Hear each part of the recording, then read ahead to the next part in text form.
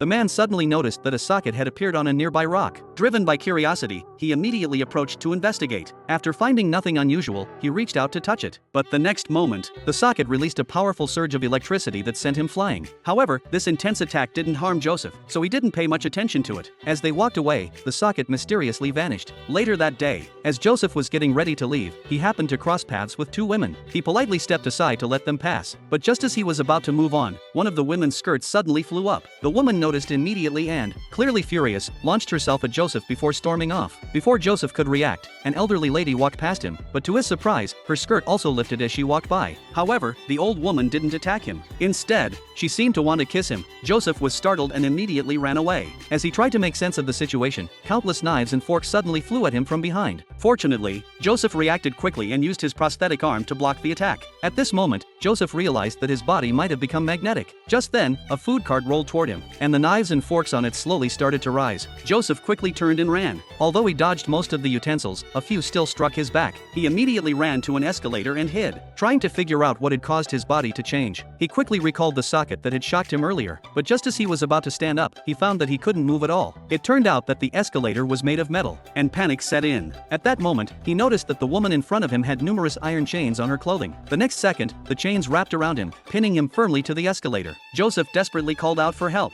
but the woman ignored him and continued walking down. What Joseph didn't expect was that this woman was the one responsible for turning his body into a magnet. As she walked away, Joseph's hands reached the edge of the escalator. The next moment, the escalator's gears began to crush his hands. At that moment, Joseph came up with a plan. Every escalator has an emergency stop button. He activated his stand Hermit Purple and charged toward the button. However, to his surprise, the emergency stop button was on the outside, too far for his stand to reach. Just as he was about to be shredded by the escalator, Abdul appeared just in time and pressed the stop button, saving Joseph from certain doom.